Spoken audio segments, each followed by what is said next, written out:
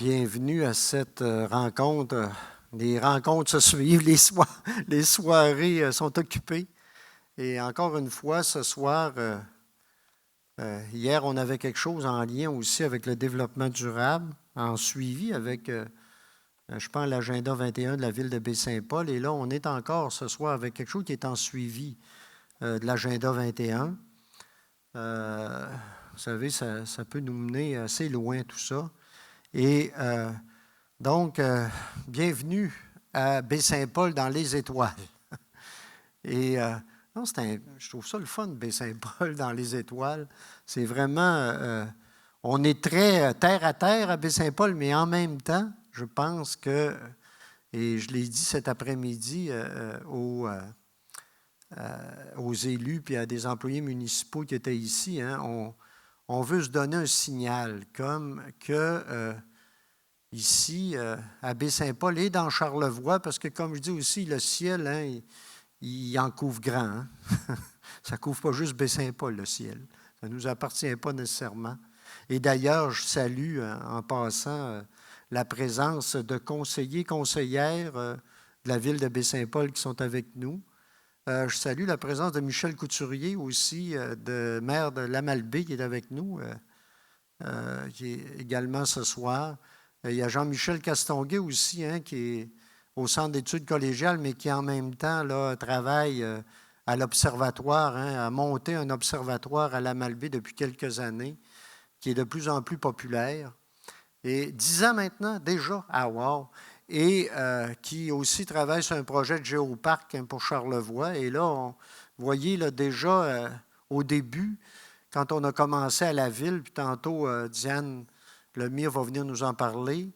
Et quand on a commencé à la ville, on a dit oui, on travaille pour nous d'abord. On veut se donner un signal, comme je dis souvent. On veut se donner un signal que les ciels étoilés, puis c'était nos citoyens qui nous en parlaient.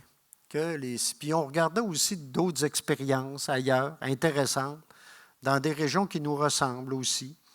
Et on se disait, ce serait quelque chose d'assez extraordinaire. Oui, nos paysages terrestres, mais pourquoi pas se donner les moyens d'admirer et de faire admirer nos paysages célestes également. Et ça, on est parti avec ça et on a monté quelque chose qu'on va vous présenter ce soir. Ce signal-là est important. On veut se donner un signal que oui, on peut changer des habitudes, changer des manières de faire entre nous, sans se sensibiliser aussi à la beauté de nos ciels étoilés, à l'impact que ça peut avoir sur notre qualité de vie, tout ça. Et à faire aussi, oui, on le travaille chez nous à Baie-Saint-Paul. D'abord, chez nous, on le sait, on a des mesures à prendre, on va avoir des choses à faire, mais que peut-être à quelque part aussi qu'on le réfléchisse comme un projet régional pour notre MRC, mais pourquoi pas pour tout Charlevoix, et pourquoi pas travailler quelque chose en lien avec un géoparc quelque part, et pourquoi pas travailler ces choses-là. Donc, c'est intéressant, et je vais vous avouer être agréablement surpris et heureux de constater le nombre de personnes qui sont ici ce soir pour assister à cette présentation-là. Merci. Et je peux vous assurer que je pense que vous allez être heureux de constater là, ce qui va vous être présenté à tous les points de vue. Et sans plus tarder, je vais laisser la parole à Marie-Ève Chaumont, qui est avec nous de la base, avec ses partenaires de la base et qui va être avec nous pour la suite de la soirée. Voilà. Merci. La journée a débuté ce matin avec les enfants de l'école Forget. 150 enfants étaient ici ce matin avec nous pour, en fait, semer une graine dans leur esprit pour la conservation des ciels, en fait. Donc, on essaie de créer des petits ambassadeurs qui vont être là à côté de vous, dans la ville, pour transmettre un beau message. On a poursuivi cet après-midi nos activités avec les élus municipaux, les gens de la ville, pour en fait, présenter le plan d'action et autres. Et sensibiliser, évidemment.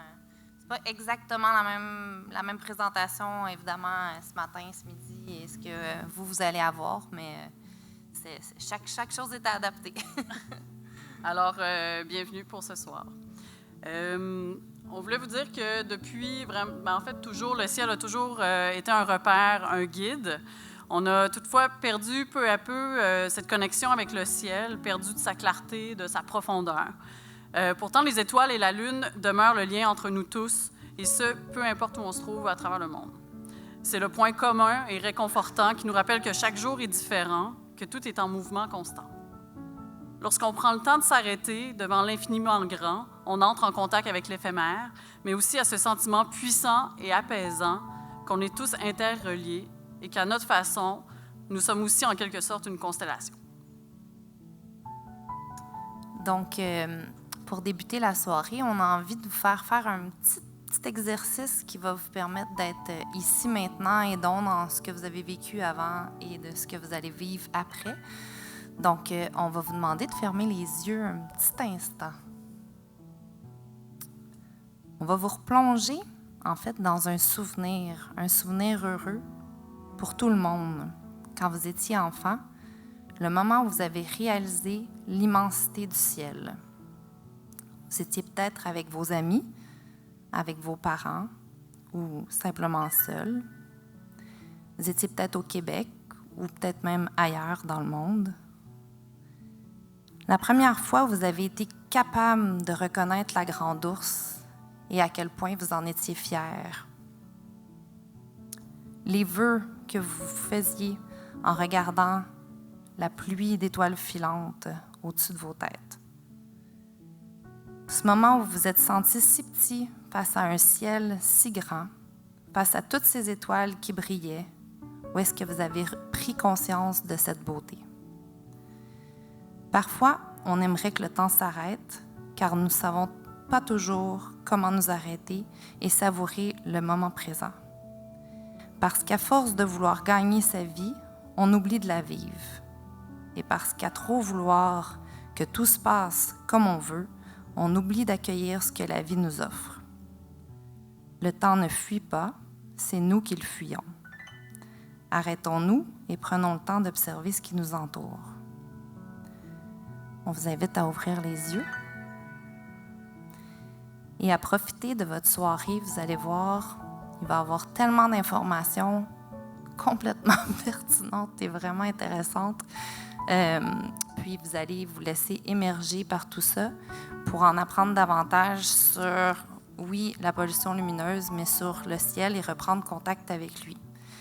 Qui sait, la prochaine fois que vous allez être devant un ciel étoilé avec un enfant, vous serez peut-être cet adulte qui va avoir marqué ses souvenirs pour le restant de ses jours. Donc, ce soir, on va parler de plusieurs choses. On va parler de la pollution lumineuse. Saviez-vous que ça a un réel impact sur la santé, entre autres? Et puis qu'il y a seulement une douzaine de réserves de ciel étoilé dans le monde. On est chanceux, il y en a déjà une au Québec, Mont-Mégantic.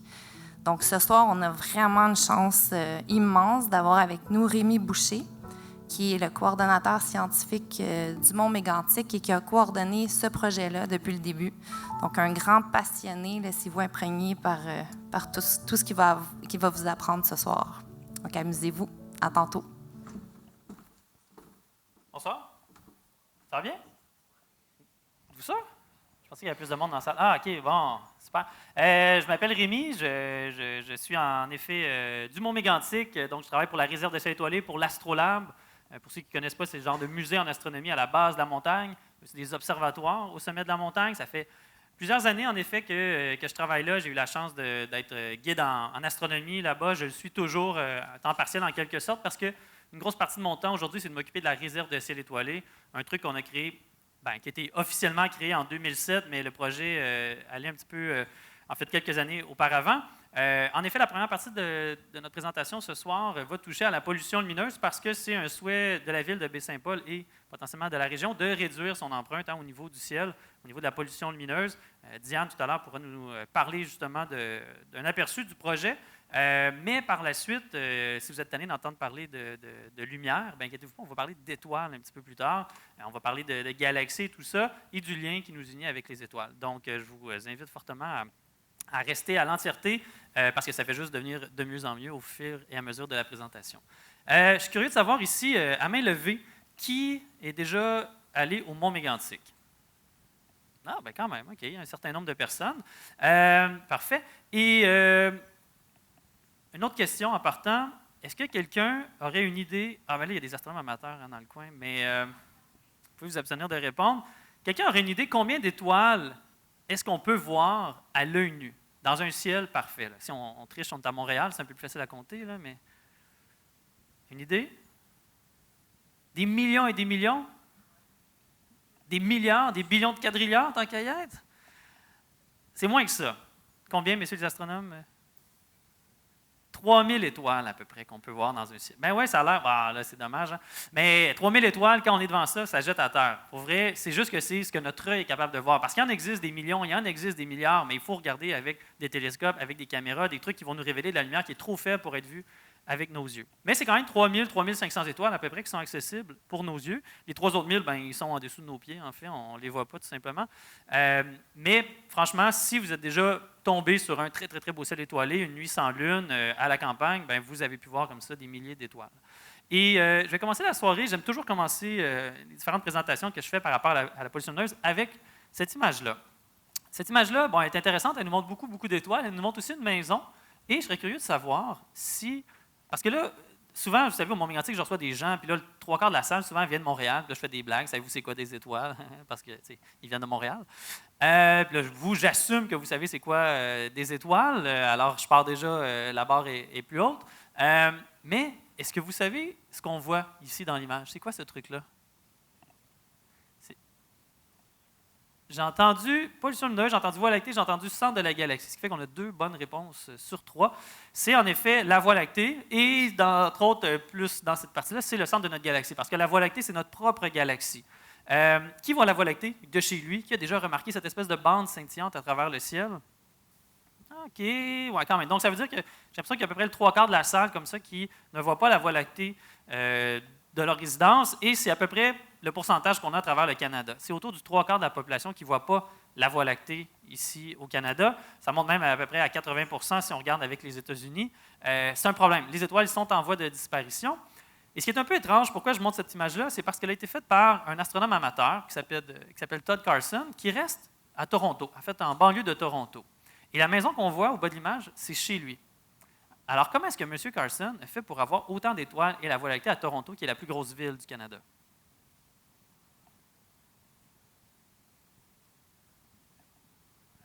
Ah, exactement, parce que souvent j'entends « Ah, c'est Photoshop, il y a des filtres, il a fait une longue exposition. » Il a attendu le bon moment, dans le fond. C'est ça son truc. Hein, il a tout simplement attendu, puis bon, simplement je dis ça, là, mais il a attendu qu'il y ait un gros blackout. Hein, il y avait au mois d'août, en 2003, Toronto a été plongé dans le noir, Chicago aussi, Boston, New York se sont retrouvés dans le noir. Il y a plein de légendes qui disent que les gens appelaient la police parce qu'ils voyaient des points lumineux dans le ciel. Ça vous dit le contact maintenant qu'on a avec le ciel étoilé quand on se met à capoter parce qu'il y a un peu trop d'étoiles. Et M. Carson, bon, lui, il ne capotait pas, mais ou dans le bon sens, mais il a pris à ce moment-là une photo comme ça devant chez lui. Et pour ceux qui sont sceptiques, parce que je parle de panne d'électricité et ils voient qu'il y a de la lumière comme ça chez M. Carson, c'est que Todd a accès à une technologie qui est très, très, très évoluée, qui permet de faire de la lumière, mais sans électricité. On appelle ça des chandelles, et c'est ce qui éclaire sa maison en ce moment. Bon, pour lui, c'est un conte de fait. Hein, il n'y a pas besoin de faire 200-300 km pour voir la Voie lactée comme ça à partir de chez lui. Et malheureusement, un conte de fées, hein, on sait des fois le carrosse se transforme en citrouille, et c'est ce qui se passe quelques jours plus tard. Il va refaire une image alors que la pollution lumineuse est revenue. Et là, c'est peut-être plus familier hein, si on reste un peu plus en ville. Oui, on voit des étoiles, si on reste en banlieue, on en voit un peu plus comme ici, mais quand même, la Voie lactée est complètement disparue. Tout simplement, la lumière artificielle devient plus forte que la lumière des étoiles. Alors c'est ça la pollution lumineuse, hein, c'est la lumière qu'on utilise la nuit, mais qui va nous cacher la lumière des étoiles, la lumière naturelle. Il y a tellement de pollution lumineuse, même dans les grandes villes, que ça nous cache même la lumière de la Lune, imaginez. La Lune qui est quand même assez brillante, mais on ne voit plus les cycles de pleine Lune et de nouvelle Lune, tout simplement parce qu'il y a trop d'éclairage artificiel. Et si on se transpose à Montréal, comme on peut voir ici, tout à l'heure je parlais de compter les étoiles. Pour les paresseux, c'est un peu plus facile. Hein? Je ne sais pas combien vous en comptez dans l'image. Oh, j'ai entendu 0, 2, 3. Non, on va mettre quelque chose au clair. J'assumais que vous connaissez l'astronomie, mais ça, c'est la Lune, pour ceux qui ont dit 3. Ouais? OK? Puis les deux autres, bien brillantes, c'est des planètes. C'est même pas des étoiles. Ouais. Parmi les astres les plus brillants dans le ciel, en fait, bon, il y a le Soleil, il y a la Lune, ensuite c'est Vénus et Jupiter, les deux qu'on voit là. Cet été, d'ailleurs, on a Jupiter qui est bien visible au sud. Si vous avez vu une étoile un peu avant les autres, après le coucher du Soleil, c'est la planète Jupiter qu'on a ces années-ci, comme ça, vers le sud, et on les a justement dans cette image-là, juste ici. Mais il y a quand même deux étoiles, il faut juste les trouver. Il y en a une qui est tout juste ici, vous voyez, beaucoup plus petite, et l'autre, elle est très difficile à voir, elle est juste ici. Ouais, c'est ça. Ça dépend du projecteur. Des fois, on les voit mieux que d'autres, mais croyez-moi, il y en a une deuxième. Il y en a une couple d'autres à travers le ciel, mais il n'y en a pas beaucoup. Comme je disais, c'est vraiment pour les paresseux. Ça vous donne une bonne idée de la pollution lumineuse, qu'est-ce que ça peut avoir l'air dans le ciel d'une grande ville. Et si maintenant, c'est rendu très, très, très difficile d'observer l'espace à partir de la Terre, bien, l'inverse, c'est totalement différent. Quand on part de l'espace et qu'on regarde vers la Terre, là, vraiment, c'est très, très, très facile. On va se transposer dans la Station spatiale internationale. Je ne sais pas si vous connaissez la Station spatiale, mais c'est finalement un grand satellite, mais habité. Il y a 6 astronautes, c'est 2 équipes de 3 qui restent là. Imaginez, c'est quand même cool, ils sont à 400 km d'altitude au-dessus de la Terre. Ils font le tour de la Terre en 1h30 seulement, donc ils vont à peu près à 28 000 km/h. Ils ont une vue incroyable sur notre planète, puis honnêtement, ils en profitent. Parmi leurs passe-temps, c'est surtout de regarder vers la Terre, de la photographier. À peu près tous les astronautes sortent un livre de photos une fois qu'ils reviennent sur Terre, là, comme si c'était la première fois qu'un astronaute faisait ça. Mais quand même, ils ont accès à un très, très beau point de vue sur notre planète et ils font aussi des images de nuit. Et c'est ça que je veux vous montrer. C'est des photos qui ont été prises en rafale, une après les autres, comme ça, et on peut les remettre ensemble pour faire une vidéo en accéléré. Donc, ça se déplace un peu plus vite que la station, normalement, au-dessus de la Terre, mais ça va vous montrer une partie donc, de l'est de l'Amérique du Nord jusqu'à chez nous, pour voir vraiment comment le sol est constellé par les villes. Alors, regardez bien ce que ça donne. On va baisser un peu les lumières pour bien voir.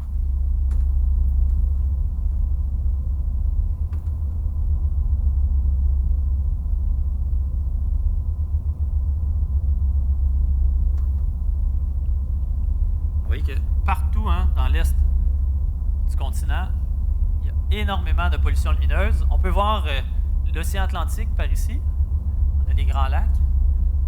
On sent l'épaisseur de l'atmosphère. Oui, comme un reverb dans la station. Et vous voyez, par exemple, que l'atmosphère n'est pas transparente. Tout à l'heure aussi, je vous montrerai des photos plus tard dans la présentation, beaucoup plus tard. On appelle ça du air glow. C'est quand l'air, justement, va émettre une certaine couleur. Puis, c'est un phénomène qui n'est pas exactement comme les aurores boréales, mais un petit peu similaire dans la chimie de tout ça. Puis, vous voyez ici, il y en a une faible aurore boréale, comme ça. On a fait une petite passe de break-à-bras pour s'arrêter dans une région un peu plus connue. Puis là, j'aime ça tester. Bon, j'avais un matin des enfants de 8 et 10 ans. Ils n'étaient pas très forts en géographie nocturne, je vais vous avouer. Il n'y avait pas encore eu ce cours-là, je pense. Mais là, la salle ici est très diversifiée en âge. Donc, on peut tester votre géographie nocturne. Tout le monde a eu ce cours-là à l'école? Non? OK. On va s'essayer.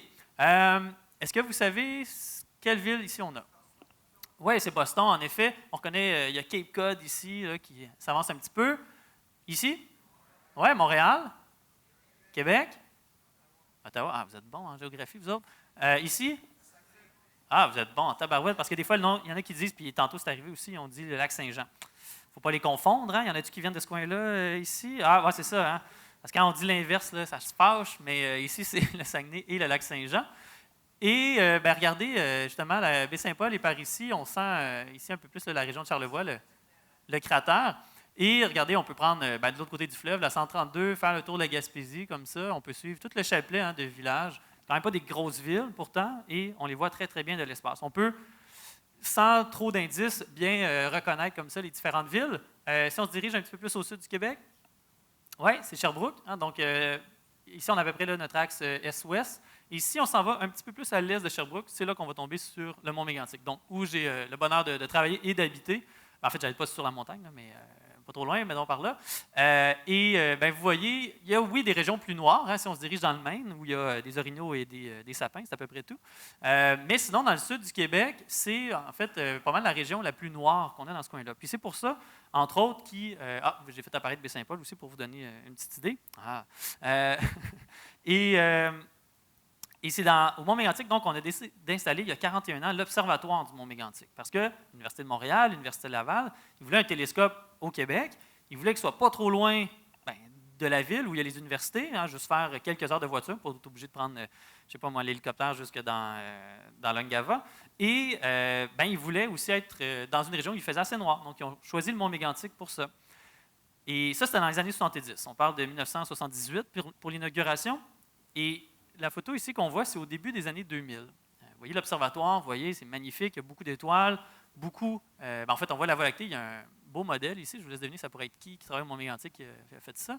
Merci de rire, messieurs en avant. Vous voyez, derrière l'observatoire, il y a quand même une certaine menace. Hein? On voit de la pollution lumineuse. En particulier, on regarde vers l'ouest. Et qu'est-ce qu'il y avait à l'ouest du Mont-Mégantic? C'est Sherbrooke, c'est le reste de l'Estrie, la Montérégie, Montréal. Donc, tout ça s'additionne à l'ouest. Et la pollution lumineuse, elle est en augmentation. Hein? Moi, je suis arrivé au Mont-Mégantic en 2003, justement, quand le projet commençait. Fait que là, je me suis dit, OK, let's go, je veux participer, donnez-moi une carabine à plomb, un slingshot, un bat de baseball, on va vous régler ça, la pollution lumineuse. Quand même. Ils ont dit non. Ils m'ont dit, on a une professionnelle, donc avec Chloé Legris, tout à l'heure, il y a peut-être un petit peu de confusion au niveau de ma présentation. Je n'étais pas là au tout début, j'étais au Mont-Mégantic quand ça a commencé, mais je n'étais pas dans les responsables à ce moment-là. J'avais 19 ans, puis je sortais du cégep, je n'étais pas rendu là. Mais donc, Chloé Legris était l'ingénieur qui s'occupait du projet. Alors, ils nous ont dit, non, on va y aller un peu plus de manière, en collaborant avec les gens autour de nous. On va faire un projet, on va juste éclairer intelligemment. Parce que c'est ça, réduire la pollution lumineuse, ce n'est pas d'arrêter d'éclairer, c'est juste de mieux éclairer, finalement.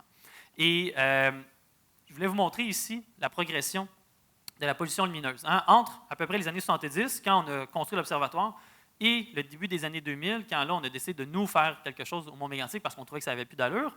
Alors, vous avez une carte, et sans passer sur exactement qu'est-ce que représente chacun des niveaux de couleurs, pour vous replacer, là, vous avez Montréal, justement, ici, Québec, et vous voyez, quand on est dans le noir, dans le gris, bon, il n'y a à peu près pas de pollution lumineuse mesurable. Dans le bleu, on a encore un très beau ciel, la Voie lactée est amplement visible, on sent qu'on est quand même sous des milliers d'étoiles, mais quand on tombe dans le jaune, bien là, on va commencer à perdre la Voie lactée. Dans le rouge, dans le blanc, c'est un peu comme les images qu'on voyait tout à l'heure de Montréal, où il n'y en a vraiment pas beaucoup. Donc ça, c'était la situation dans les années 70. Et regardez bien, en 2000. Oui, hein? Pas très, très beau, on dirait une maladie comme ça qui se répand. Imaginez, pendant ces 25 ans-là, ça a à peu près doublé la pollution lumineuse. Parce que, grosso modo, c'est 2, 3, 4, 5, 6 % d'augmentation à chaque année. Fait que c'est un peu comme les intérêts, hein, ça s'additionne, ça s'additionne. Alors, au final, après 25 ans, on avait au moins doublé la pollution lumineuse. Les techniciens qui travaillaient à l'observatoire nous le disaient, on n'a plus besoin de lampe de poche pour se promener autour de l'observatoire, juste la lumière ambiante est suffisante. On s'est dit, il faut faire quelque chose. Puis là, mon projet de batte de baseball ne fonctionnait pas. J'ai rajouté quelques images, comme je suis ici avec vous, pour vous montrer l'ensemble du Québec avec des images satellites. Donc ça, c'est vraiment la source de pollution lumineuse. Mais si on regarde avec la diffusion que la lumière va faire, parce qu'une ville, on va l'avoir de beaucoup plus loin que juste dans la ville. Hein. On peut voir Québec quand même d'ici. Si on regarde, par exemple, Baie-Saint-Paul est juste ici. Alors oui, Québec va avoir une influence quand même assez largement, mais c'est vraiment la pollution lumineuse qui est locale, qui est la plus importante. C'est elle qui a le plus d'impact. Hein. Une lumière, si elle est 2 fois plus loin, elle a 4 fois moins d'impact, déjà directement visuellement. Puis quand on regarde dans la diffusion dans l'atmosphère, c'est un peu plus complexe que ça. Mais grosso modo, plus on est proche de nous, plus il faut la gérer. Et quand je viendrai tout à l'heure sur le Mont Mégantic, c'est comme ça aussi qu'on a procédé. Ici, c'est une vraie image aussi des astronautes. Donc, on est un petit peu plus proche, c'est pour ça que je l'ai mis ici, de la région de Charlevoix. Et j'ai même trouvé celle-là qu'un astronaute a pris. C'était l'hiver, donc il y a un peu plus de réflexion au niveau du sol, mais ça nous permet de vraiment très, très bien voir ici Baie-Saint-Paul, par exemple. Donc, on voit le fleuve comme ça ici. Le Mont-Sainte-Anne, en fait, qui est là, qui était partiellement éclairé à ce moment-là. Et c'est pour vous donner une idée de ce qu'on peut voir de l'espace. Alors ça, c'est vraiment ce qui est directement perdu vers le ciel. Donc soit par réflexion, soit de manière directe par les luminaires. Je parle des étoiles depuis tout à l'heure, je parle de l'astronomie, je parle de la Voie lactée, mais la pollution lumineuse, elle a des impacts sur beaucoup, beaucoup d'autres choses. On en a listé quelques champs ici. Honnêtement, il y en a d'autres parce qu'on pourrait parler d'esthétisme. C'est souvent juste des lumières qui sont LED, qui sont éblouissantes et tout ça. Mais grosso modo, c'est les points qui, nous, on trouve le plus important, puis sur lesquels on peut vraiment gagner si on réduit la pollution lumineuse. Donc, le ciel étoilé, oui, évidemment, de regagner ce contact avec le ciel. Oui, c'est sûr que c'est pas tout le monde dans la salle ici qui est astronome amateur, qui a un télescope, puis qui observe les beautés des fois un peu plus cachées du ciel, mais juste d'avoir accès au ciel étoilé, de pouvoir faire un feu de camp chez soi, de pouvoir admirer le ciel, de pouvoir remarquer un peu le changement des constellations et tout ça, c'est malheureusement quelque chose que la majorité d'entre nous, on a perdu. Puis que je souhaite personnellement que la grande majorité des gens puissent retrouver. Quand je parle de la réserve internationale de ciel étoilé du Mont-Mégantic, je vous avoue qu'une de mes plus grandes fiertés, c'est que ce soit une réserve, c'est que ce soit 34 villes qui participent, donc à peu près 200 000 personnes qui habitent dedans. Alors qu'il existe parcs de ciel étoilé, par exemple dans l'Ouest américain, Death Valley, il n'y a pas beaucoup de monde qui habite à Death Valley, là, comme vous pouvez vous en douter. Fait que oui, c'est cool, il fait très très noir, le ciel est très beau, mais en même temps, il y a peu de monde qui en profite, à part ceux qui sont de passage comme ça. Alors, il n'y a personne qui y habite vraiment, à part les employés du parc. La sécurité, très très très souvent et instinctivement, on va confondre, on va se dire, il y a plus de lumière, donc c'est plus sécuritaire. Et c'est vraiment, là, ça a été appliqué à toutes les sauces. La ville de New York a fait des projets comme ça où ils mettaient des gros éclairages dans des endroits où il y avait plus de criminalité. On s'entend, premièrement, ils mettaient un éclairage un peu comme on trouve sur les chantiers de construction avec des gros mâts et des gros spots blancs. Puis là, après ça, ils regardaient si la criminalité allait diminuer et tout ça. Puis sur les gros trucs au diesel là, qui faisaient les éclairages, c'est marqué NYPD. Donc, c'est un petit peu biaisé peut-être comme étude. On ne se sent pas du tout surveillé avec des nouvelles caméras aussi d'installer et tout ça. Mais toutes les études sérieuses qui ont regardé ça de plus près ont montré que si on met plus d'éclairage, on n'a pas moins de criminalité, on n'a pas moins de vandalisme. Même des fois, c'est l'inverse. Il y a certaines universités qui avaient tenté l'expérience et ils voyaient l'inverse. Puis au niveau routier aussi, ils ont fait une étude, entre autres, en Grande-Bretagne et dans une région, ils essayaient différentes stratégies de soit diminuer l'intensité des luminaires, diminuer la quantité de luminaires et tout ça, ou même l'extinction à certaines heures. Et il n'y avait pas d'augmentation d'accidents comme ça. Donc, on peut contrôler notre éclairage. Si on le fait, si on le fait de manière intelligente, on peut diminuer l'éclairage et pas avoir d'impact négatif comme ça. Et tout à l'heure, Diane, justement, pourra vous parler des stratégies. Oh, je t'ai interpellé, Diane. Donc, il y aura différentes stratégies, justement, pour la ville de Baie-Saint-Paul. Puis, quand même, un éclairage qui est mal installé, qui est mal conçu, qui est mal dirigé. Tout le monde a probablement vécu ce qu'on voit un peu sur l'image, d'avoir une voiture qu'on croise avec des phares qui sont trop forts. Qu'est-ce que ça fait? Ça nous éblouit. On a de la misère à voir autour de nous. On est capable de bien voir si l'éclairage est tamisé un peu partout. Si l'éclairage est mieux contrôlé, on voit beaucoup mieux que quand on a des spots très, très, très forts dans le visage. Donc, faire attention parce que, instinctivement, on pense que plus d'éclairage veut dire plus de sécurité, mais plein d'études ont montré l'inverse. L'économie. L'éclairage chez nous, ce n'est pas là qu'on dépense le plus. Ça peut quand même avoir un impact, surtout si vous avez, par exemple, une sentinelle de ferme ou un truc de 400 watts. Là, ça commence à apparaître. Vous payez peut-être 150 pièces d'électricité par année juste pour ça. Mais pour une ville, c'est quand même substantiel. Pour un commerce aussi, une institution, ça peut être substantiel. Tout le monde, ou à peu près ici, paye un compte d'électricité. Donc, on a à gagner, tout simplement en réduisant le gaspillage qu'on fait, on va en gagner aussi économiquement. Puis, il y a un coût environnemental à produire cette électricité-là aussi.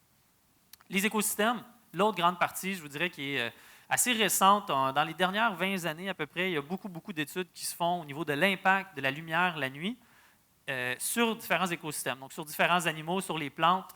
On sait par exemple qu'il y a certaines cultures, comme par exemple la culture du soya. Quand on regarde le long d'une route, toutes les plantes de soya qui sont trop proches des lampadaires n'ont pas mûri au même rythme que les autres. Donc, ça a même des impacts économiques là-dedans. Mais vous voyez ici sur une image que j'ai faite, il y avait un magnifique aurore boréale, puis en dessous, on avait les lucioles qui, on dirait, répondaient aux aurores à ce moment-là. C'était un moment magique, bien honnêtement. Mais on ne me voit pas, là, mais j'étais en train de courir et capoter de l'autre côté de la caméra. Mais les lucioles, on en voit de moins en moins, parce que les lucioles, elles communiquent avec la lumière. Et c'est un peu comme s'ils ne s'entendaient plus parler, finalement, parce qu'il y a trop de pollution lumineuse. Chez les chauves-souris aussi, il y a des impacts. Les chauves-souris vont moins aller nidifier dans les endroits où il y a de la pollution lumineuse, vont moins sortir pour nourrir les petits, donc ça joue sur les taux de survie. Il y a des centaines d'insectes qui vont mourir à chaque nuit autour des lampadaires, comme ça. Alors, ça fait aussi un débalancement de la chaîne alimentaire. Je sais que c'est peut-être pas avec les moustiques que je vais vous faire pleurer ce soir, mais ces moustiques-là, ils servent à d'autres animaux qui se nourrissent. Alors, la vie, elle a besoin de nuit et il y a une grande, grande, grande quantité d'animaux, d'espèces qui sont affectés. Alors, au niveau d'impact environnemental, c'est vraiment de mieux en mieux documenté. Puis, c'est souvent espèce par espèce que ça se fait, les recherches. Alors, c'est un truc de longue haleine, mais clairement, il faut éviter de mettre de la lumière un peu n'importe comment à l'extérieur, surtout si on a un milieu naturel. La santé, un point important. Il y a un peu plus de texte dans ce cas-là, mais grosso modo, il y avait des chercheurs qui avaient trouvé qu'il y avait un lien entre les régions où il y a beaucoup de pollution lumineuse et une maladie bien spéciale, le cancer du sein. Parce que le cancer du sein est un cancer hormonal, ce n'est pas tous les cancers. Si vous fumez et que vous prenez le cancer du poumon, je suis désolé, mais ce n'est pas vos hormones. Mais dans le cas du cancer du sein, c'est ce qui se passe. Et on avait remarqué donc ce lien-là. Et les chercheurs se sont demandé un peu pourquoi. Et on n'avait pas au départ le lien entre les deux. Puis on s'est rendu compte qu'il y avait aussi d'autres types de maladies qui arrivaient plus souvent, soit quand les gens habitaient dans des régions où il y a beaucoup de pollution lumineuse, ou soit quand ils occupaient des emplois où il n'y avait pas nécessairement une bonne nuit de sommeil. Par exemple, les infirmières qui travaillent sur des corps comme ça, qui vont souvent travailler toute la nuit dans un éclairage, bien, il y avait un plus haut taux de cancer du sein. Puis, messieurs, vous n'êtes pas à l'abri parce que le cancer de la prostate aussi, c'est un cancer hormonal et on a remarqué aussi des liens avec ça. Cancer colorectal aussi, mais sinon, juste des troubles du sommeil. Vous avez peut-être, moi, je suis assez sensible justement par rapport à la lumière quand je dors. Il y en a qui sont plus ou moins sensibles que ça, mais grosso modo, on a une hormone qui contrôle notre sommeil et notre éveil. On peut prendre un café pour s'aider, mais au final, c'est la mélatonine qui va gérer ce cycle-là. Donc, en soirée, comme par exemple dans un éclairage de même, où là, c'est un peu plus tamisé, là, si vous vous sentez un peu plus fatigué, c'est un peu normal. Je suis désolé, je fais mon possible, mais c'est l'éclairage. Et le fait aussi qu'on a un cycle qui dure à peu près 24 heures. Alors, normalement, notre corps, quand il fait plus noir, on va commencer à sécréter de la mélatonine. Et, bien, au milieu de la nuit, c'est là qu'on a notre plus fort. Et au matin, bien, ça va diminuer. Mais qu'est-ce qui influence, entre autres, la production de la mélatonine? C'est l'éclairage. Et pas n'importe quel type d'éclairage, mais la lumière bleue. C'est elle qui est ressentie dans notre œil. Et notre œil, c'est un peu comme un œil magique, justement, sur une lumière qui va dire « allume-toi » ou « ferme-toi ». Ça va dire à notre corps « c'est le jour, c'est la nuit ». Et si, par exemple, on utilise un écran de téléphone, un iPad, une télévision, et qu'on regarde notre écran juste avant d'aller se coucher, bien, malheureusement, ce qu'on dit à notre corps, c'est que c'est encore le jour. Alors, c'est plus long avant de s'endormir. C'est pour ça que de plus en plus, sur les téléphones, il y a un mode en soirée qui va s'obscurcir un peu et devenir plus jaune. Mais c'est pour limiter la quantité de bleu. Donc, toutes les couleurs ne sont pas égales. Quand on parle de la pollution lumineuse, pour vrai, le bleu, c'est la pire. C'est elle qui fait plus de diffusion dans le ciel, donc qui cache plus les étoiles. C'est elle qui est plus éblouissante. C'est elle qui agit sur la mélatonine, puis c'est elle qui agit sur aussi le plus de nombre d'insectes. Quand on veut choisir une bonne lumière, il faut choisir une lumière qui n'a pas de bleu à l'intérieur de sa couleur. Donc, ça, c'est encore vraiment à l'étude. C'est très chaud aussi comme sujet. Évidemment, on parle de la santé. Mais sachez donc qu'il y a un lien maintenant qui est établi entre la lumière nocturne et la santé humaine. Comment réduire la pollution lumineuse? 4 principes très, très simples. Je suis pas sûr que vous auriez pu m'en nommer quelques-uns là-dedans. Premièrement, d'éclairer vers le bas. La couleur, je viens de le mentionner, il faut éviter le bleu, mais ça veut dire qu'on va se ramasser dans l'autre bout du spectre, la lumière plus chaude, plus ambrée. L'intensité, utiliser la bonne quantité qu'on a de besoin. Et la période, ça veut dire de fermer l'éclairage quand on n'en a pas de besoin. Moi, mon père m'a tellement souvent répété « ferme la lumière quand tu sors, ferme la lumière quand tu sors ». C'est comme vraiment rentré. Fait que je l'ai rentré dans les réglementations dans la réserve de ciel étoilé. Mais grosso, ça ne sert à rien, un stationnement de centre d'achat à 3 heures du matin. Ça ne sert à rien d'avoir 12 lumières autour de la maison. On peut s'en garder une à l'entrée quand on va se coucher si ça nous aide à notre sentiment de sécurité, mais d'en avoir tout le tour comme ça, ce n'est pas utile. Donc, juste de fermer l'éclairage quand on n'en a pas de besoin, on vient de réduire énormément la quantité d'énergie qu'on a de besoin, puis la pollution lumineuse aussi. Un éclairage qui est, mettons, un éclairage qui s'allume tout seul en soirée, là, toute une année, c'est environ 4000 heures d'éclairage. Bien, si on ferme à 11 heures, on tombe à 1000 heures d'éclairage. On vient de sauver le 3/4 de notre électricité, carrément en faisant ça. Je vous montre quelques exemples concrets. Et c'est des photos qu'on a fait dans la région du Mont-Mégantic où on changeait des éclairages. Mais vous voyez ici, sur le même poteau, on avait les plus vieux éclairages qu'on est habitué de voir, ce qu'on appelle des têtes de cobra avec une espèce de grosse ampoule en dessous. Bien ça, il y a beaucoup de lumière qui est perdue vers le ciel. Il y en a beaucoup sur les côtés. Il ne faut pas la négliger, celle-là, parce que c'est dans une partie qui va causer beaucoup d'éblouissement. Donc en voiture, pour les piétons, puis qui va partir très, très loin vers les autres villes, vers les autres régions autour. Donc celle-là, il faut la limiter. Il faut vraiment envoyer la lumière le plus bas possible. Vous voyez justement un petit schéma que j'ai oublié que j'avais mis. La couleur. Je mentionnais tout à l'heure. Vous voyez ici un exemple d'une conversion d'éclairage qu'on a fait dans la région où je suis. Et on avait des éclairages au mercure, des éclairages très blancs, bleutés, qui éclairaient honnêtement très, très mal. Regardez par terre comment finalement la zone de travail, elle n'est pas bien éclairée. Et de l'autre côté, on est allé avec un plus grand nombre même d'éclairages, mais mieux dirigé vers le sol, un éclairage plus uniforme. On a même découvert qu'il y avait une porte, là, imaginez. Et vous voyez donc comment c'est plus sécuritaire. Un petit truc, souvent quand on parle de pollution lumineuse, vous allez en parler de cas, 3000 cas, 4000 cas, 2000 cas, c'est quoi ces affaires-là? C'est la température de couleur. Donc, comment est-ce qu'on décrit une couleur? Parce qu'on s'entend, on n'a pas tous les noms d'une boîte de Crayola là, avec le vert émeraude et tout ça. Mais grosso modo, on a une température de couleur. Donc, c'est une échelle à peu près de 1000 jusqu'à, vous pouvez monter dans les 10, 15 000 si vous voulez. On s'en sert même pour la température des étoiles. Mais grosso modo, vous avez justement une valeur souvent, par exemple, regardons autour de nous. Je ne sais pas. Bon, je vais prendre ceux qui sont là, ça va être plus simple. L'éclairage peut-être qui m'éclaire en ce moment, là, on voit que c'est une espèce de blanc un peu plus chaud. Là. On serait peut-être plus dans le 2700-2400 K, même, je dirais. Si on prend l'éclairage d'une chandelle, on est beaucoup plus chaud, peut-être dans le 1800 K. Souvent, ce qu'on installe dans les rues, en fait, ce qu'on installait avant, c'est le sodium haute pression. Il est à peu près à 2200 K. Mais ce qu'on installe maintenant, souvent dans les rues, les DEL blancs, ben, c'est souvent du 4000 K, comme ça. Un blanc neutre, qu'on dit. Blanc froid, là, on est dans les 5-6 000, puis ça, c'est honnêtement très, très agressant à l'œil. Puis quand on va un peu plus dans le blanc chaud, on est plus dans le 3000 ou 2007. Et ce qu'on installe au Mont-Mégantic, c'est du DEL ambré, je vais y revenir un peu plus tard, mais on est justement plus dans le 1800-1900. À l'œil, pour vrai, on le confond beaucoup avec le sodium parce que c'est assez jaune, ambré comme lumière. Alors, de loin, les lumières, on ne les différencie pas trop s'ils sont conçus un peu de la même manière. Mais des fois, quand les gens débattent du 3000, du 4000 et tout ça, bon, mais gardez en tête que c'est tout simplement la température de couleur. Puis ça peut porter à confusion parce qu'on va parler d'un éclairage chaud alors qu'il est dans le bas de l'échelle de température, là. Mais bon, ça, c'est comme les robinets, là. Les étoiles chaudes, elles sont bleues et les étoiles froides sont rouges. C'est parce qu'il y a une conspiration dans le milieu de la robinetterie. Mais vous pourrez changer vos robinets plus tard ce soir si vous voulez.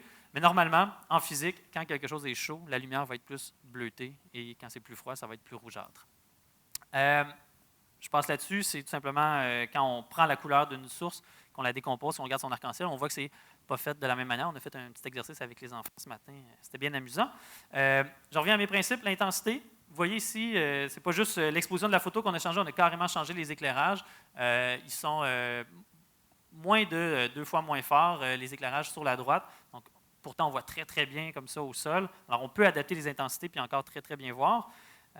Et la période, donc tout simplement de fermer les éclairages quand c'est le temps. Donc, un commerce, entre autres, ben, au moins, on envoie le signal que c'est fermé. On peut garder un truc minimal, un petit périmètre autour du bâtiment, mais au moins éclairer l'éclairage principal. Puis, je vous montre cette photo-là. En fait, je vais vous en montrer une deuxième tout après. Ça, c'est le village de la Patrie. C'est juste au pied du Mont-Mégantic. On montre tout le temps cette ville-là parce qu'elle est parfaite. Elle est à proximité du Mont-Mégantic, ce qui veut dire qu'elle causait beaucoup de pollution lumineuse. Ça, c'était en 2006, avant qu'on change plusieurs éclairages dans la ville, privée et publique. Et bien, la Patrie, ça rentre presque tout dans une photo. Fait que c'est vraiment pratique pour vous montrer l'avant et l'après, ce qu'on appelle la méthode Weight Watchers.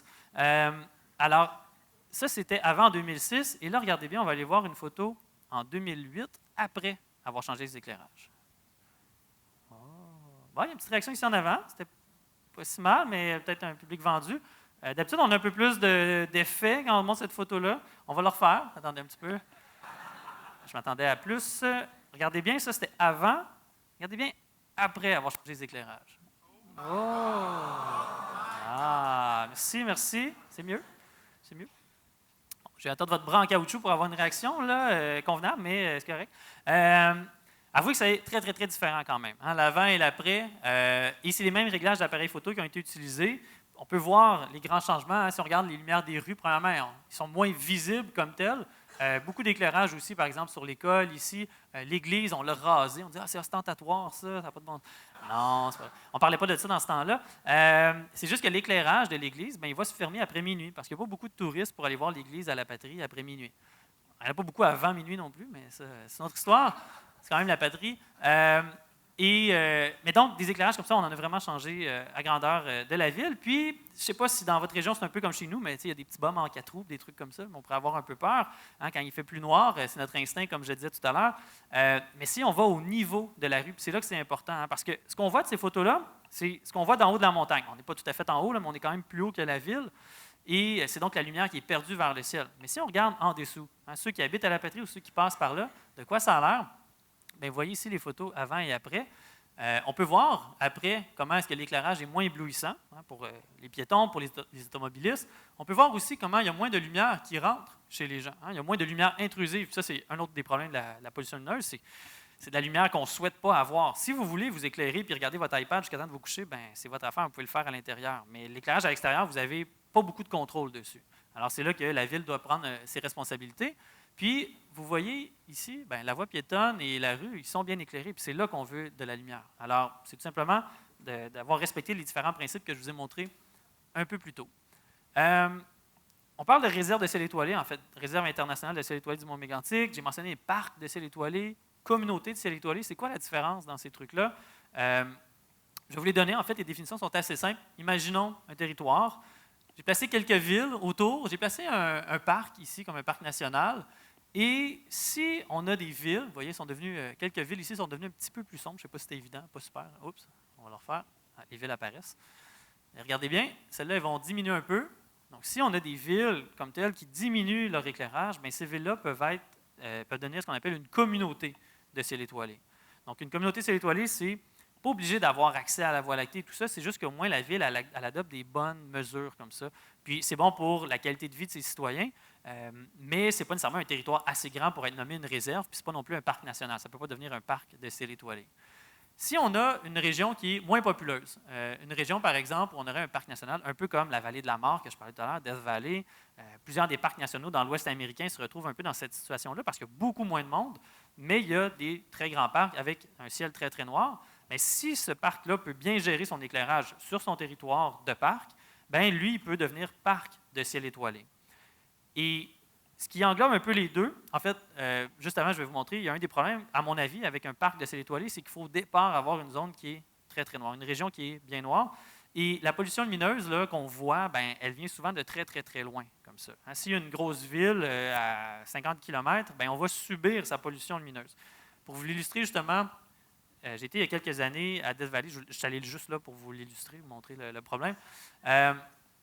Et on peut voir ici, je regardais du côté ouest, à ce moment-là, c'est une photo avec une espèce de fisheye, c'est pour ça que c'est un peu courbé. On peut voir, entre autres, la planète Jupiter. Ici, il y a ce qu'on appelle la lumière zodiacale, j'en reparlerai plus tard de ce truc-là. On voit la Voie lactée hivernale ici. Donc le ciel est très, très noir. Si on peut voir ces trucs-là, c'est parce qu'il fait noir. Mais quand je me tournais de 180 degrés puis je prenais une photo de l'autre côté, qu'est-ce que je voyais? Las Vegas, de l'autre côté. Hein? Alors, Death Valley a beau être un Dark Sky Park, un parc de ciel étoilé, reste qu'il va subir la pollution lumineuse de l'extérieur, mais sans avoir aucune emprise dessus. Et c'est là, à mon avis, qu'une réserve de ciel étoilé prend vraiment tout son sens. C'est parce qu'on a un territoire qu'on veut plus noir, qui est probablement au départ plus noir, qui a probablement aussi des meilleures caractéristiques au niveau de son milieu naturel, au niveau de l'environnement, que ce soit par exemple la présence d'un parc ou de grandes forêts, d'une réserve, des trucs comme ça. Et ça va être la zone cœur, finalement. Donc la zone cœur, on l'a.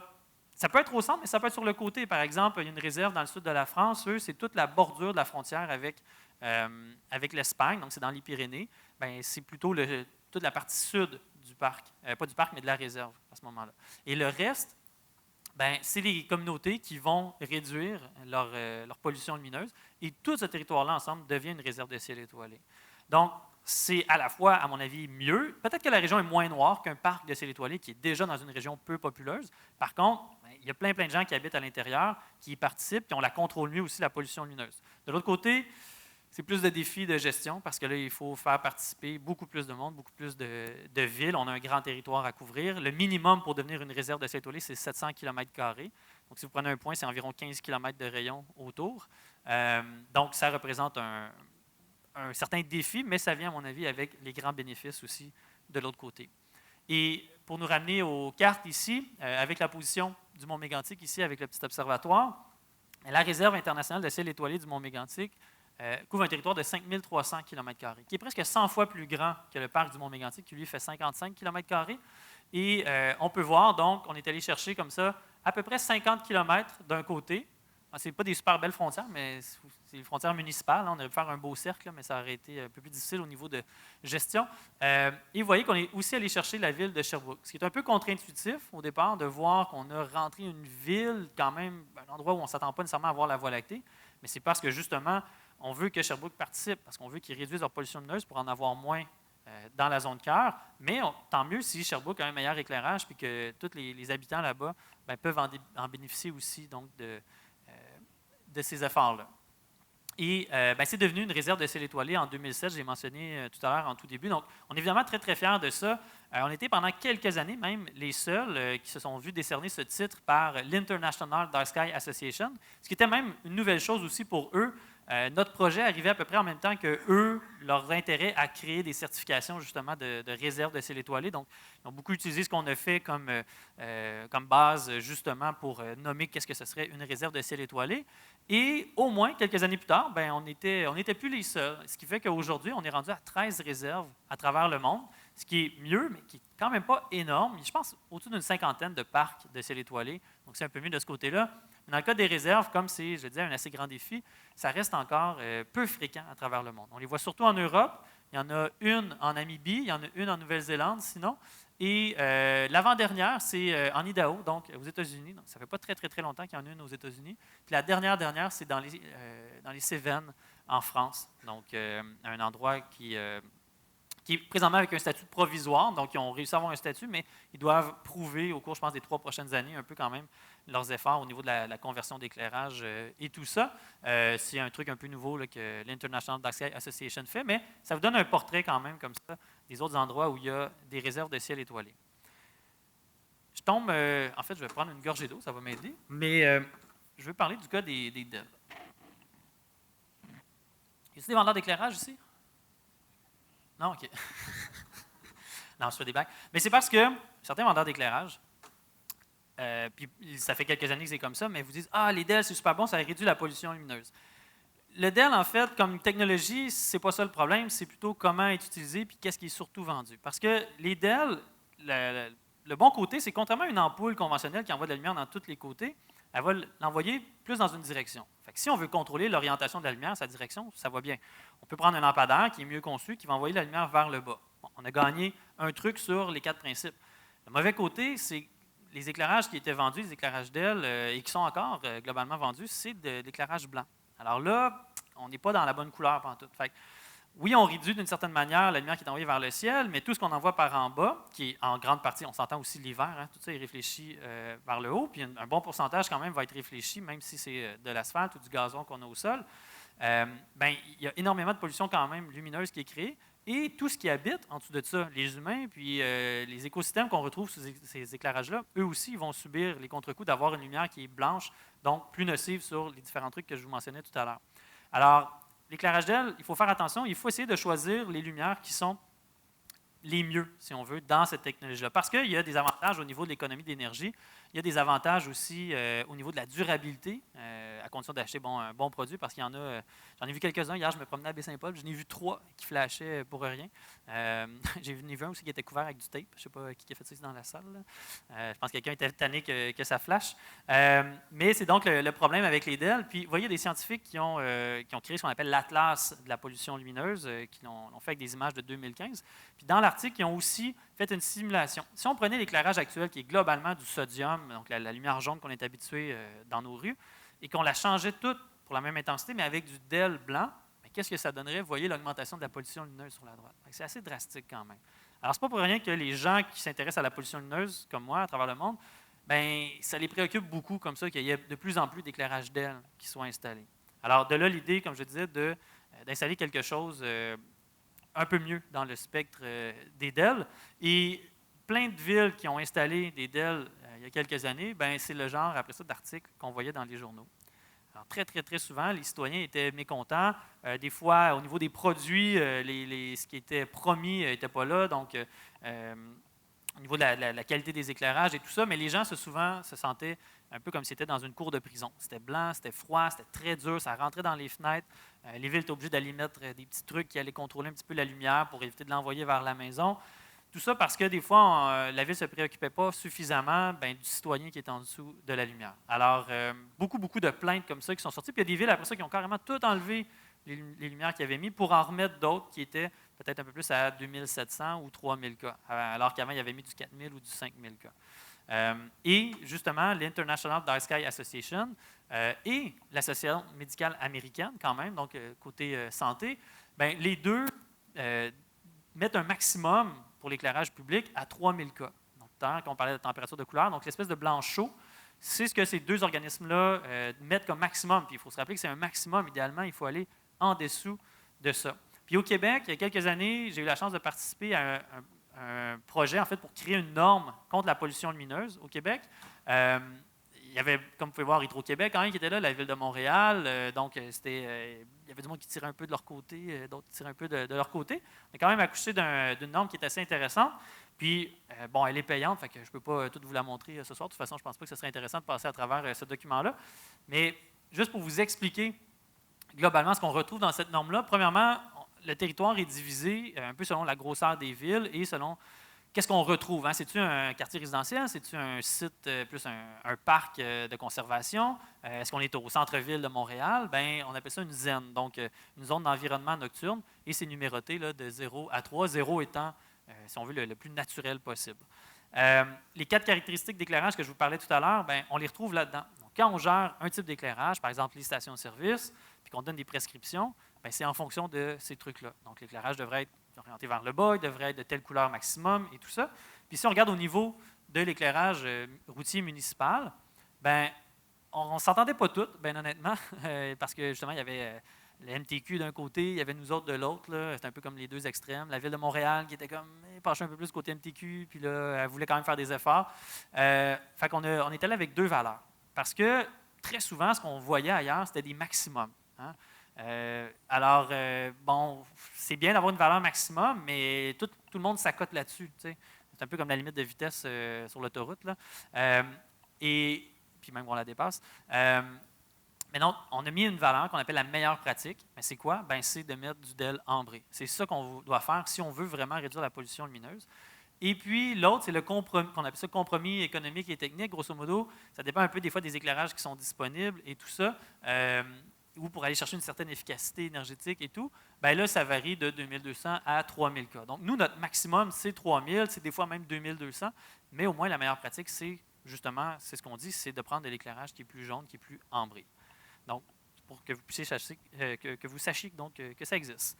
Et un des impacts de tout ça, en fait, ça se faisait un peu en parallèle, mais comme je vous disais, il y avait quand même quelqu'un de la Ville de Montréal qui était responsable de l'éclairage.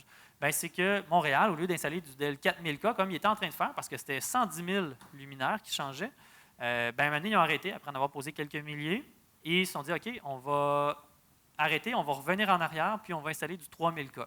Ce qui est quand même bien. Si on compare ailleurs dans le monde, puis même pour IDEA, bien, 3000K, ça semble, bien, c'est bon. Qu'est-ce que ça représente au niveau de la lumière? Bien, au lieu d'avoir 30% de la partie de la lumière qui est de la lumière bleue, on tombe à 20%. Bien, c'est mieux, ça pourrait être encore mieux, mais si on compare le sodium qu'on a dans nos rues, c'est 8-9%. On est quand même à une certaine augmentation par rapport à la lumière bleue. Et ce qu'on installe dans la région du Mont-Mégantic, c'est un DEL qu'on appelle PC ambre ou DEL ambre, si vous voulez. Bien, regardez, la quantité de bleu, elle est très, très, très faible. C'est généralement autour de 1 entre 0 et 2 là, selon les DEL exactement qu'on va utiliser. Fait que ça, c'est un vrai gain par rapport même par rapport au sodium qu'on utilise déjà. Alors, l'idée, c'est vraiment de limiter la quantité de lumière bleue. Une manière très, très simple que vous pouvez le faire chez vous, parce que les éclairages au DEL ambre sont quand même plus rares. Mais si vous changez juste une ampoule, vous savez, il y a des ampoules qui se vendent à la quincaillerie qu'on appelle anti-insectes, justement parce qu'elles n'attirent pas les insectes, c'est des ampoules jaunes complètement. Ça fait super bien la job. Ça émet à peu près aucune lumière bleue. Ça va être justement dans le 0%. Et ça va vous éclairer comme ça sans problème. Vous pouvez sinon au moins essayer de choisir une ampoule moins forte et une ampoule qui va être un peu plus chaude. Donc 2700, 2400, il y en a des trucs comme ça. Donc, essayez de vous tenir plus de ce côté-là. Vous allez le voir, c'est beaucoup plus agréable aussi à l'œil, beaucoup moins agressant. Et des DEL comme ça, on en a installé plusieurs. Là, ici, ce n'est pas le nombre de luminaires, mais c'est plutôt les villes qui en ont déjà installé à l'heure actuelle. Donc, à Sherbrooke, il y en a quelques milliers déjà. Tout le centre-ville de Lac-Mégantic qui a dû être reconstruit suite à la tragédie ferroviaire il y a quelques années, ben, c'est avec du DEL ambre comme ça aussi qu'on retrouve à l'intérieur. Donc, on est très, très contents, tant mieux, parce que là, les villes qui installent ça, ils utilisent un éclairage qui est plus durable, hein, qui a besoin de moins d'entretien, qui consomme moins d'électricité, puis qui fait encore moins de pollution lumineuse. Fait que c'est vraiment très, très, très gagnant pour nous d'avoir accès à cette technologie-là. Puis, je vous dirais quand même qu'à travers le monde, on est des leaders. Sherbrooke, qui a des milliers d'éclairages, est très, très, très souvent cité quand les experts de la pollution lumineuse s'en parlent, parlent d'éclairage au DEL, parce que très souvent ailleurs, quand ils installent du 3000, ils sentent qu'ils ont réussi à lutter contre la pollution lumineuse, alors qu'on peut faire beaucoup mieux que ça. Puis au Québec en particulier, parce qu'on a des manufacturiers qui nous en offrent directement. Et je vous montre quelques exemples ici, qu'est-ce que ça peut représenter. ça ici, c'est à l'Université Bishop, qui est à Sherbrooke. Et vous voyez, il y avait converti leur éclairage, mais malheureusement, malgré la réglementation, il avait mis de l'éclairage blanc, au DEL blanc. Ça, c'était pas supposé. L'application réglementaire, c'est un gros enjeu. Mais il y avait des gens là-bas qui n'étaient pas contents. Il y a un prof d'astrophysique qui a un observatoire sur le dessus d'un des bâtiments au campus, disons, qui ne tripait pas à avoir du DEL blanc comme ça installé. Et même la responsable de l'architecture, parce que c'est un grand campus qui est quand même très joli. Là, c'est tout en briques rouges. S'il y en a qui ont écouté, comment ça s'appelle, le grand laboratoire là, avec Jean-René Dufort là, cet été, là, c'était là, donc vous avez peut-être vu les bâtiments.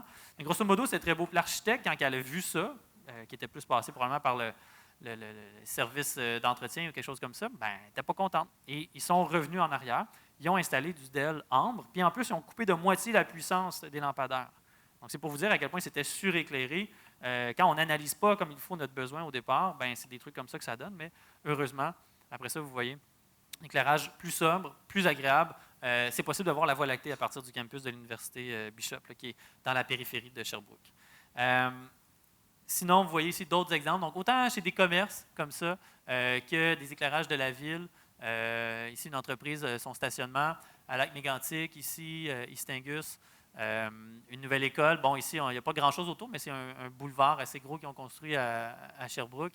Une ferme expérimentale à Lennoxville. Celle-là ici, je l'aime bien parce qu'il y a du ambre sur les murs, il y a du 2000K ici dans le stationnement, puis du 3000K pour la station-service, où on a besoin d'un petit peu plus de blanc hein, pour bien voir. Oui, il est correct pour celle-là. Diana me regarde. Mais pour certains usages, et c'est comme ça que ça fonctionne, nous, pour nos réglementations ou dans la norme du BNQ, il y a certains usages qu'on a besoin d'un peu plus de blanc. Un terrain de sport, si on ne veut pas que ce soit l'équipe des jaunes foncés contre les jaunes oranges, ça prend une certaine couleur. Mais de l'autre côté, on va bien gérer les projecteurs, peut-être mettre des visières dessus, bien pas peut-être, on va mettre des visières dessus, puis on va fermer l'éclairage quand on ne sort pas du terrain de sport, quand il est trop tard. Donc ça, c'est les autres manières. Quand on n'est pas capable de gérer un des paramètres, on va aller gérer sur les autres. Et voilà, donc au centre-ville ici de Lac-Mégantic, comme on peut voir, comme je disais avec la reconstruction. Puis, j'attire votre attention sur l'église Sainte-Agnès à Lac-Mégantic. Vous voyez qui est éclairée. Puis avant, c'était un très laid éclairage, honnêtement, d'un gros projecteur blanc sur la face de l'église. J'ai entendu dire qu'il y en a une comme ça dans le coin, en plus. En tout cas, je vais quand même dire ce que j'ai à dire. Mais honnêtement, c'était laid. Parce qu'on ne voyait pas bien la façade, on ne sent pas l'architecture, on ne sent pas la brique ou quoi que ce soit, ou les pierres qui sont utilisées. Puis avec la reconstruction du centre-ville et tout, il y avait eu un financement carrément pour mettre en valeur plus l'église de Sainte-Agnès. Et les responsables de ça nous ont approchés pour pouvoir faire ce projet-là vraiment d'une bonne manière. Puis c'est tant mieux. Hein? J'avais aussi écouté l'automne dernier à un congrès une architecte justement du paysage et de la lumière. Et pour elle, un endroit noir, c'était parfait. C'était comme un canevas avec rien dessus. Donc, on peut mettre en valeur des choses avec la lumière si autour, c'est bien éclairé. Et donc, on a travaillé avec eux. Il y a un certain éclairage autour des vitraux comme ça qui peuvent changer de couleur. Puis, en tout cas, le monsieur de l'église, il tripait bien de « Ah, ça, c'est une fête en mauve, on va mettre ça en mauve. » OK, je ne sais pas. Mais en tout cas, de manière normale, c'est un éclairage plus ambré, plus chaud comme ça, qui fait bien ressortir les caractéristiques de l'église. Et surtout, son éclairage, il va se fermer. Donc, il va être allumé comme ça en soirée, mais il va se fermer quand il est plus tard. On a gardé quelques accents comme ça, juste pour quand même montrer la présence de l'église. Puis c'est parmi ceux qui envoient le moins de lumière vers l'extérieur, puis ils sont très faibles, ils sont réduits. Mais on peut voir comment l'église, elle est magnifique en soirée, mais finalement, à 11h ou minuit, selon la saison, l'éclairage va se fermer et on réduit de beaucoup sa pollution lumineuse. Déjà elle fait bien moins de pollution lumineuse et elle est beaucoup plus belle qu'avant. Et est-ce que ça marche? Est-ce que ça marche de faire tous ces efforts-là, de continuer pendant des années après à aller marteler ces points-là, la sensibilisation, regarder les règlements, collaborer avec des inspecteurs municipaux? On ne le savait pas. Dans le sens qu'on regardait le ciel, c'est comme, c'est noir, mais est-ce que c'est mieux ou c'est pire qu'avant? On ne le savait pas. On savait qu'on avait réduit la pollution lumineuse parce qu'on avait changé à peu près 3300 luminaires. Je vous ai montré la patrie, mais on l'a fait partout autour dans la région. Et on savait qu'on avait réduit d'au moins 35 % la pollution lumineuse. Mais depuis ce temps-là, en 10 ans, est-ce que ça avait augmenté? Ça ici, c'est une image qui montre tout le ciel. Donc imaginez, c'est comme si vous pouviez prendre cette espèce d'ovale coupé et le mettre tout le tour de votre tête. Donc, vous avez le zénith, le point au-dessus de votre tête qui est juste ici. Et de chaque côté, ici, vous avez l'horizon au sud, comme ça, qui viendrait derrière vous. Ce qu'on a de ce côté-là, c'est la ville de Sherbrooke. C'est là qu'on a la majorité de notre pollution lumineuse. C'est là qu'elle monte un petit peu plus haut dans le ciel aussi.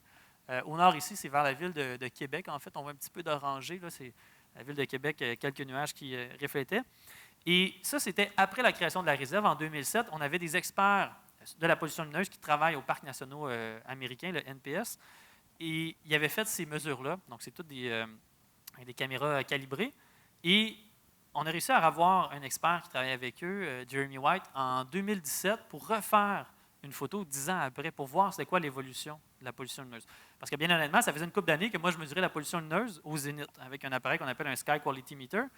Puis je mesurais les trucs, puis j'étais comme, je mesure juste du naturel. Je mesure la Voie lactée quand elle est là, la Lune quand elle est là, du air glow, des aurores boréales, des trucs comme ça, mais au final, je mesure la lumière des étoiles. Là, on voulait voir sur l'ensemble du ciel. Et en 2017, regardez ce que ça donne. Vous voyez la différence? Vous allez la chercher. Parce qu'il n'y en a pas de différence. C'est quand même une vraie photo qui a été prise 10 ans plus tard. Hein, on n'a pas juste pris le lendemain. Mais vous voyez, c'était presque à la même date, presque à la même heure, en plus, ce qui est assez remarquable. Et les conditions météo étaient très, très, très similaires. Parce que la présence de nuages et tout ça va quand même changer beaucoup la pollution lumineuse. Mais on a été vraiment chanceux au niveau de l'humidité et tout ça. C'était très, très, très semblable. Et on peut enlever la lumière naturelle, comme ça, pour avoir que la lumière artificielle, que la portion de la lumière artificielle. Et vous voyez que c'est très similaire. Et même quand on analyse au niveau des chiffres, des intensités, on voit que ça a légèrement diminué. J'aime souvent dire que c'est resté stable parce que, est-ce que ça a réellement diminué de quelques points ou la météo est juste un petit peu différente, que ça change un peu. Je me garde une petite gêne au niveau de l'incertitude, mais vous voyez comment c'est extrêmement similaire. Il y a un petit peu plus là, de l'espèce de mauve ici, là, très très faible, c'est le air glow, donc c'est une luminosité naturelle du ciel qui varie d'une nuit à l'autre. On peut le voir dans certaines analyses qui sont avec ça. Mais pour nous, c'est une grande victoire, parce que la pollution lumineuse, je vous l'ai montré tout à l'heure, elle augmente d'année en année comme ça. Alors, d'être capable de garder la pollution lumineuse de manière stable, alors que la population dans la réserve a augmenté de 9 % en 10 ans, mais pour nous, c'était une grande victoire.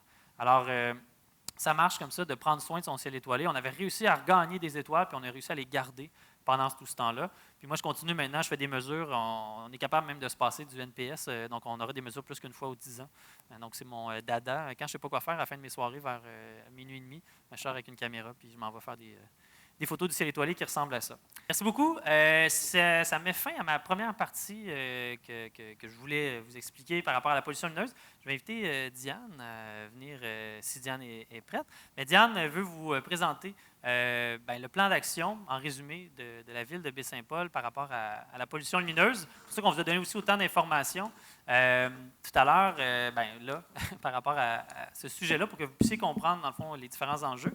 Et je vais revenir par la suite aussi. On a d'autres parties avec vous où on s'intéressera justement un peu plus aux étoiles directement, puis à notre lien avec ces étoiles-là. Je vais en profiter pour vous souhaiter bonsoir à tous. Et on est très content, la ville de Baie-Saint-Paul, de voir que vous vous êtes déplacés en aussi grand nombre. Je vais vous dire aussi, dites-le moi, là, j'ai tendance à parler de plus en plus bas, ça fait que faites-moi signe si vous ne m'entendez plus, ne vous gênez surtout pas.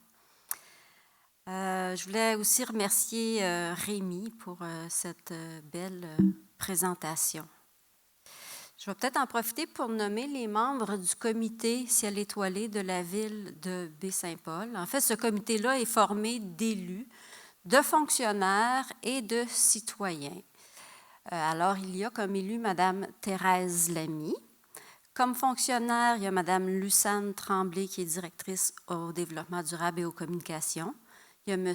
Jean Daniel, qui est directeur du génie. Moi-même, Diana Mire, directrice du service d'urbanisme et patrimoine. Il y a aussi Antoine Suzard, qui représente la biosphère, la réserve de la biosphère.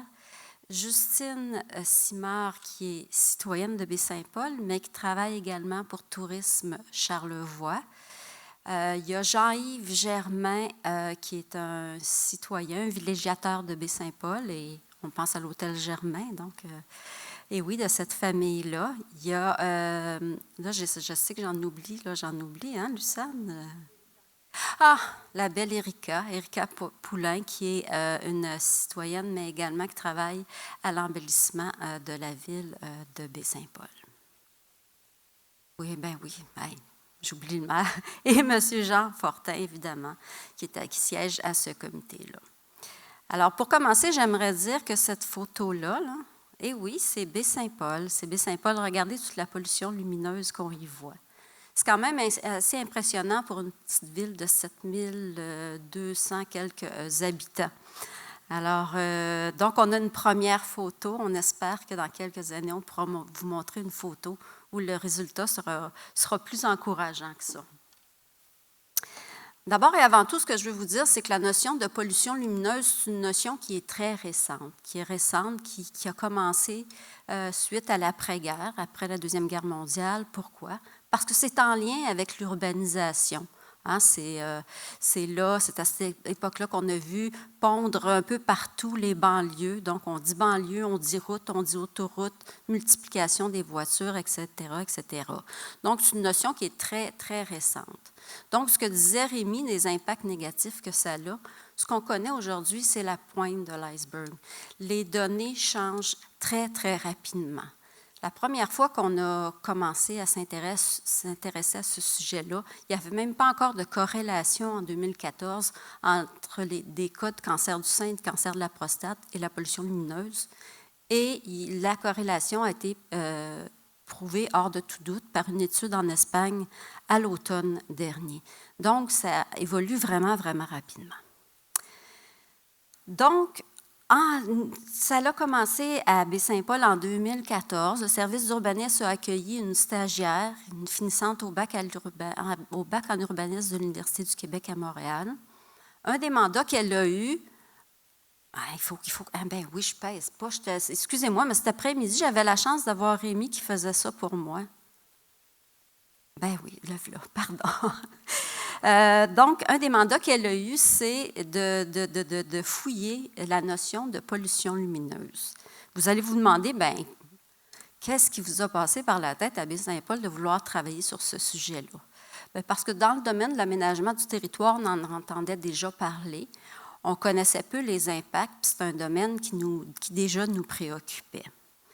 Suite à ce travail qui a été fait par Jessica, il y a eu une présentation au conseil et ça a été accueilli favorablement.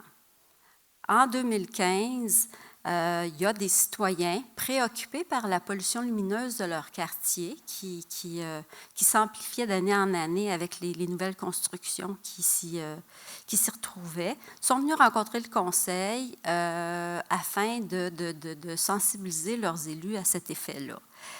De ça est découlée une demande au service d'urbanisme d'aller un peu plus loin sur la pollution lumineuse et sur ses impacts.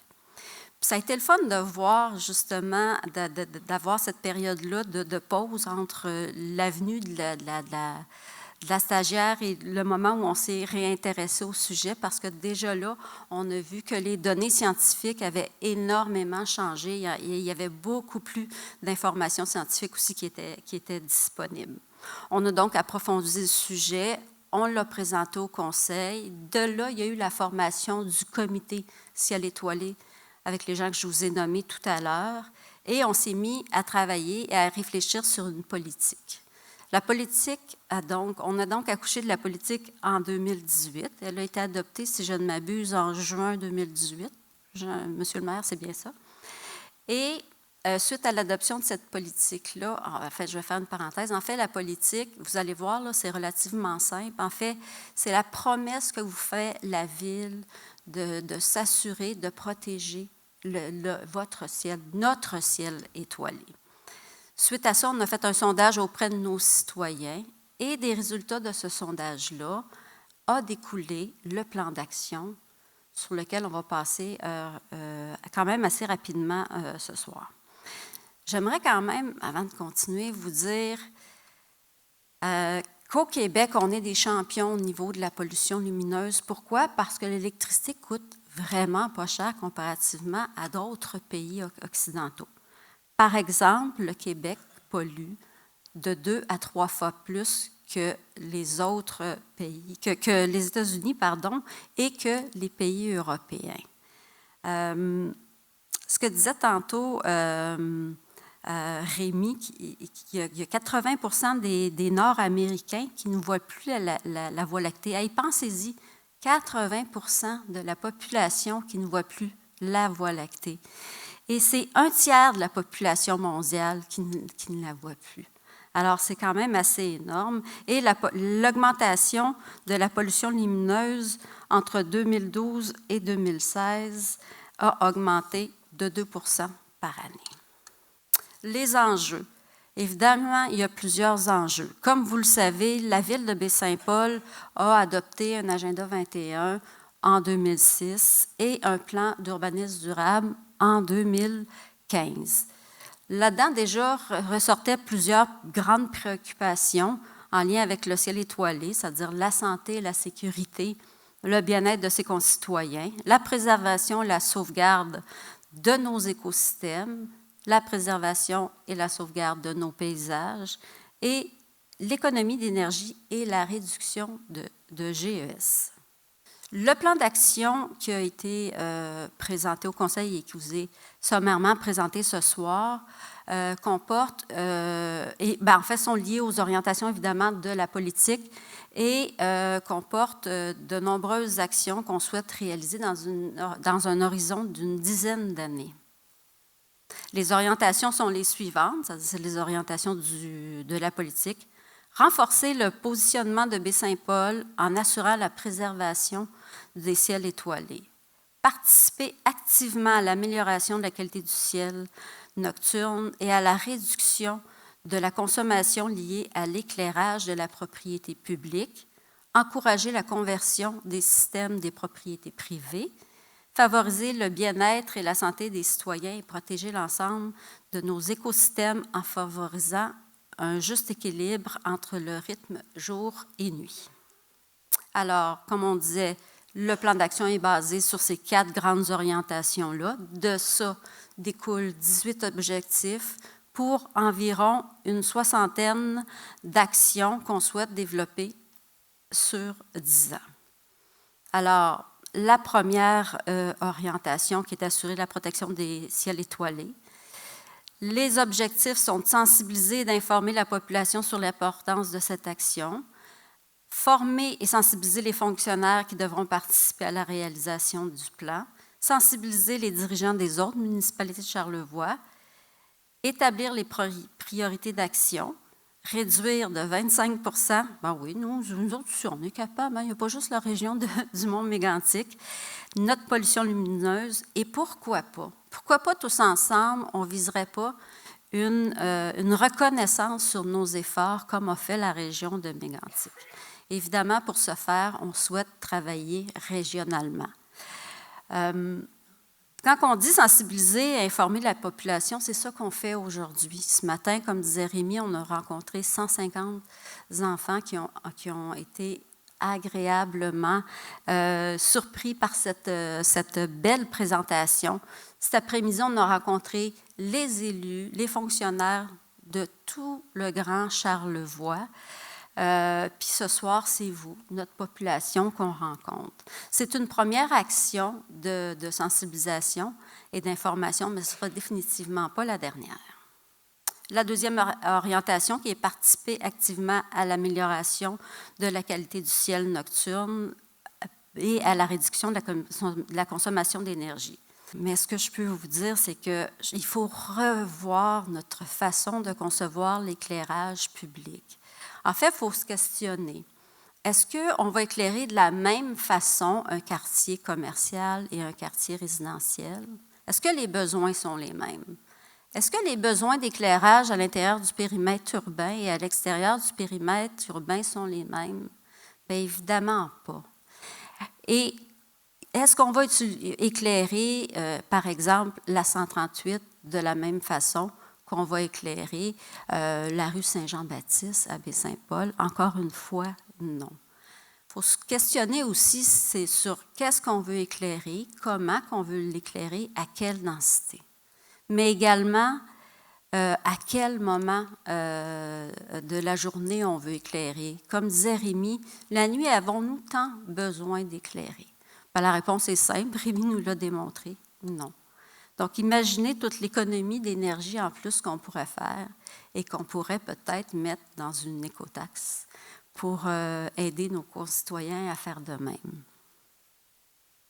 Un rêve que je chéris moi-même en tant qu'urbaniste, c'est arriver aussi à embarquer le MTQ avec nous, le ministère des Transports. On sait que ces gens-là ont des façons de fonctionner qui sont standardisées pour toutes les routes au Québec, mais on aimerait ça réussir à les convaincre à embarquer dans notre folie et à faire un projet pilote, soit sur la 138 ou sur la 362, et de viser l'installation d'un éclairage qui est adapté à nos besoins et qui assure la protection des ciels étoilés.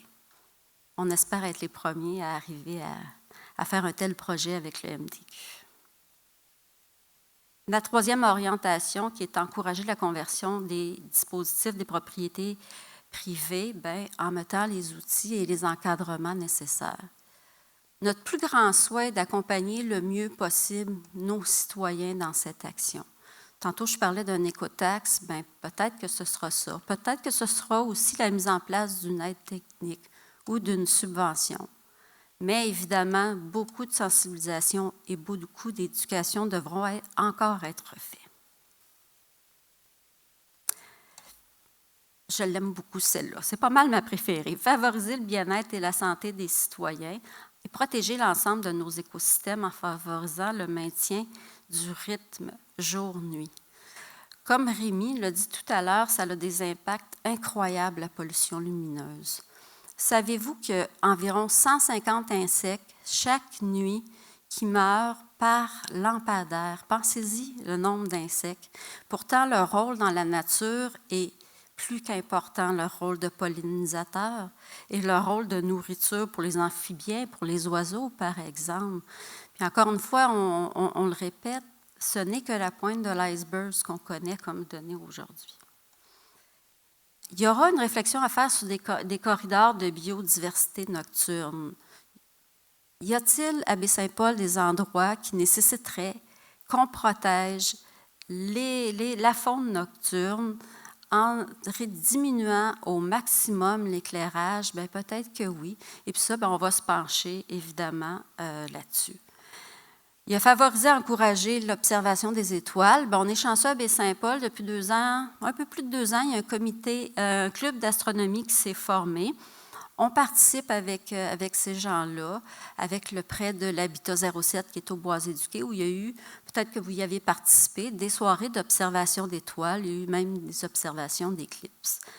Et pourquoi pas rêver à avoir un lieu pour observer les étoiles?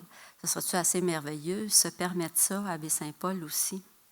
Alors voilà, je veux vous dire que sur le site Internet de la Ville, dans la première page, vous allez voir, là, il y a un onglet roulant. Voilà. Il y a un onglet roulant. Vous pouvez aller cliquer là-dessus et vous allez avoir tout le détail du plan d'action. En fait, ce que je vous ai montré ce soir, c'est les objectifs, mais vous pourrez prendre connaissance de toutes les actions qui y sont liées. On aimerait beaucoup recevoir vos commentaires, vos suggestions.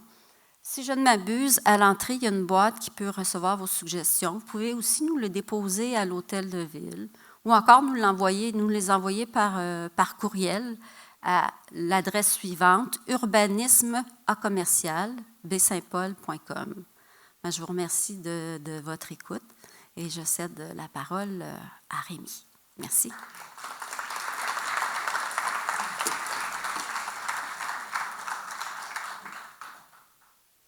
Ce ne sera pas bien long, vous ne me voyez pas, je suis en arrière. Je vais juste revenir à ma présentation.